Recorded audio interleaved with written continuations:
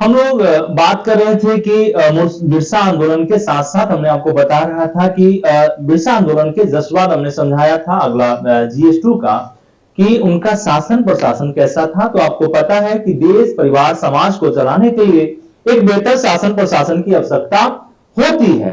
तो उस जनजाति क्षेत्र छोटानागपुर क्षेत्र में जो बिरसा जनजाति के लोग थे, सॉरी मुंडा जनजाति के जो लोग थे, और उसके नेतृत्व आप देखें कि बिरसा बिरसा मुंडा ने किया था। तो उस क्षेत्र का शासन प्रशासन कैसा था, यहां से प्रश्न आपको GS2 में जो 200 मार्क्स के पूछे जाएंगे, 200 मार्क्स का होगा। यहां से पहला टॉपिक आपको बिरसा मुंडा का शासन व्यवस्था के बारे में बताया गया है। तो अकॉर्डिंग टू एग्जामिनेशन अगर देखा जाए तो क्या याद रखना चाहिए, अगर इतने सारे टर्म्स अगर आप याद रखते हैं तो प्रशासनिक टर्म्स है, अधिकारी का नाम है, तो वहां से क्या होगा कि आपका प्रश्न सॉर्ट आउट हो जाएगा।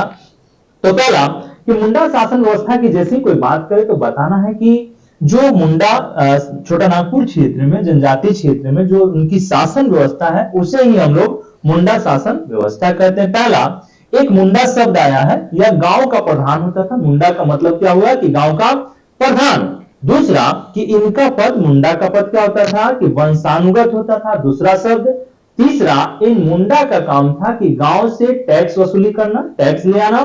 चौथा कि विधि व्यवस्था को बेहतर करना। तो आप पहले अगर जब भी मुंडा का बात है तो जोड़ना कहां से है कि गांव से। कहां से कि गांव के प्रधान को मुंडा कहते हैं, ठीक है। एक और शब्द आया है खूट। खूट का मतलब होता है, पूछेगा कि निम्नलिखित में से खूट का क्या अर्थ होता है, तो आपको जवाब देना है कि खूट का मतलब होता है परिवार।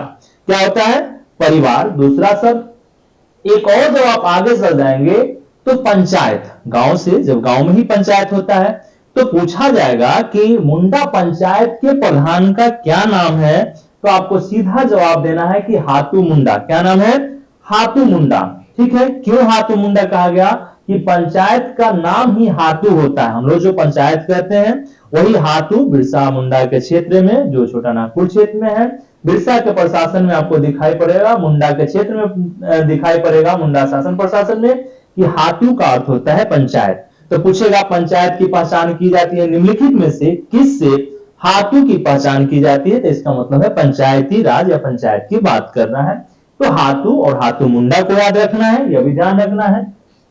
इससे जस्ट आप ऊपर बढ़ते हैं तो पढ़ा या पुढ़ा शब्द आएगा। जब हम लोग कई गांव को मिलाएंगे, कई गांव के मिलाने के बाद एक पंचायत बनता है जिसे हम पढ़ा पंचायत कहते हैं। यह आप देखेंगे कि मुंडा प्रशासन का सर्वोच्च एरिया कहां से जुड़ा हुआ है, पढ़ा से जुड़ा हुआ है। कहां से, तो पूछेगा मुंडा प्रशासन का सर्वोच्चता पर कौन है, कौन किसे सर्वोच्चता पर रखा गया है, तो पढ़ा को, क्योंकि यह कई पंचायतों के मिलाने के बाद ही बनता है। कई पंचायत को मिलाने का पढ़ा बनता है।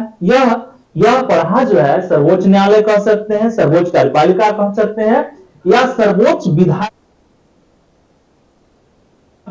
कह सकते हैं। मतलब पढ़ा पंचायत में ही सारी शासन व्यवस्था की इकाई जुड़ी हुई है। पढ़ा पंचायत के जो सर्वोच्च अधिकारी होते थे इसको पढ़ा राजा बोला गया है। क्या बोला है, पढ़ा राजा बोला है।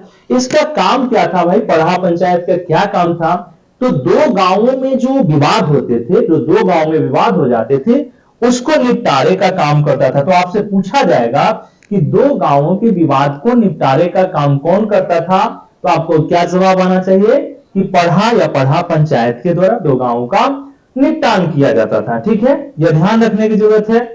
हमने कहा कि इसके सर्वोच्च अधिकारी, पढ़ा पंचायत के सर्वोच्च अधिकारी को पढ़ा राजा कहा गया है, यह भी ध्यान रखने की जरूरत है।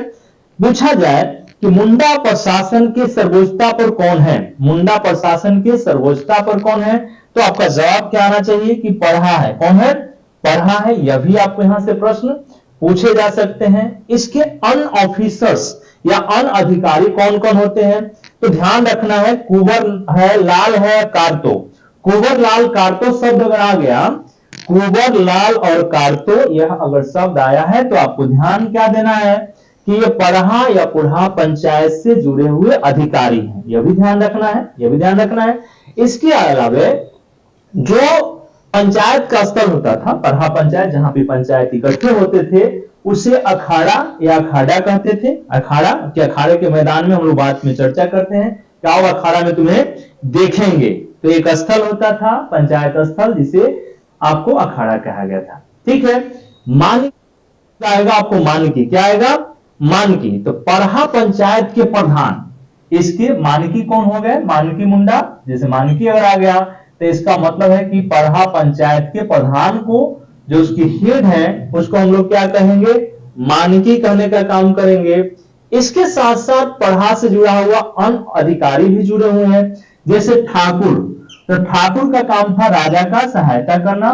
दीवान शब्द आ गया तो मतलब है कि राजा के मंत्री है, दीवान का मतलब हुआ राजा का मंत्री दिया हुआ है। पांडे शब्द आपको मिल जाए तो ये राजा से जुड़े हुए जितने कागजात होते थे उसको देखभाल करने वाले अधिकारी होते थे। बरकदाज लिखा हुआ मिल जाए तो बरकदाज का मतलब होता है सिपाही। क्या है, सिपाही। अगर लाल अगर लिखा हुआ है तो लाल का मतलब क्या होगा कि वकील। क्या है, वकील। यहां ध्यान रखिएगा, इतना चीज आपके सारे चीज यहां टर्म्स पूछे जाएंगे। एक और शब्द आएगा आपको, पाहन। पाहन, तो पाहन का मतलब होता है जो मुंडा गांव है उसके धार्मिक प्रधान को पाहन कहा गया। जो धार्मिक प्रधान होंगे उसको क्या कहेंगे, पाहन। धार्मिक प्रधान को पाहन कहा जाता था। और ये इनका काम था गांव में पूजा पाठ कराने का काम करना है। पाहन साहब क्या कराएंगे, पूजा पाठ कराने का काम करेंगे। इसके एवज में डाली कटारी भूमि दिया जाता था। तो डाली कटारी भूमि कैसा है, तो भाई धार्मिक भूमि है। कैसा भूमि है, धार्मिक भूमि है। डाली कटारी भूमि कैसा है, डाली कटारी भूमि क्या है, तो धार्मिक भूमि है। एक और शब्द आता है महतो। महतो, तो पाहन जो धार्मिक काम देखते थे उनके सहायता करने वाले जो अधिकारी हैं या सहयोगी हैं उसको महतो कहते हैं। क्या कहते हैं, महतो कहते हैं।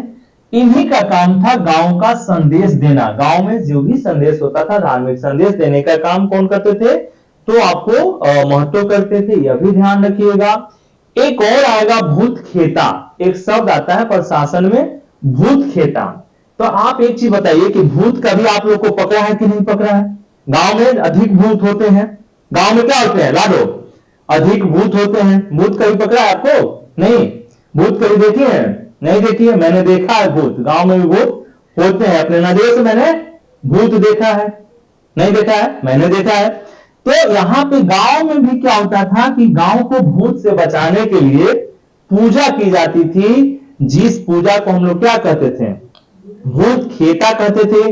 तो ये जितने भी टर्म्स आए हैं आपको ध्यान रखने की जरूरत है। तो ये पहला चैप्टर है आपको मुंडा शासन व्यवस्था। जस्ट हमने आपको समझाया मुंडा आंदोलन, और आंदोलन के साथ पहला चैप्टर आंदोलन वो GS1 में मदद कर देगा। उससे रिलेटेड मुंडा शासन व्यवस्था आपको GS2 का पहला चैप्टर है। तो इसमें मुंडा, खूंट, हाथू मुंडा, पढ़ा, ठीक है, आपको इसको याद रखना चाहिए। पढ़ा राजा को याद रखना है, कुंवर लाल कार्तो को याद रखना है, सर्वोच्च जो संस्था है वो पढ़ा है, मानकी याद रखना है, मानकी टर्म्स आए हैं इसको याद रखेंगे। यहाँ पे पाहन को याद रखना है, महत्व को याद रखना है, और भूतखेता को याद रखना है। तो ये सारे टर्म्स को अगर आप याद रख लेते हैं तो यहां से 2 प्रश्न आपको दिखाई पड़ेंगे। तो अब इसको, इस चैप्टर को हम लोग यहीं कंप्लीट करते हैं। और उम्मीद करूंगा कि जितने लोग जेपीएससी देंगे इस बार, तो सारथी फॉर सिविल सर्विस पर आप इसे सुने कंटिन्यू। आपको जेपीएससी से रिलेटेड आपको GS2 का जितने भी टॉपिक है आपको YouTube चैनल पर मिल जाएगा। और ज्यादा से ज्यादा आप लोग लाइक भी करें और शेयर और सब्सक्राइब करने का काम करेंगे। तो उम्मीद है, क्योंकि अब ये कहना पड़ता है ऑनलाइन में आने के लिए कि लाइक और सब्सक्राइब करिए, क्योंकि शिक्षक की ओहदा बहुत बड़ी हो गई है। तो इतना काम आप करने का कोशिश जरूर करेंगे। बहुत बहुत धन्यवाद आप सबका।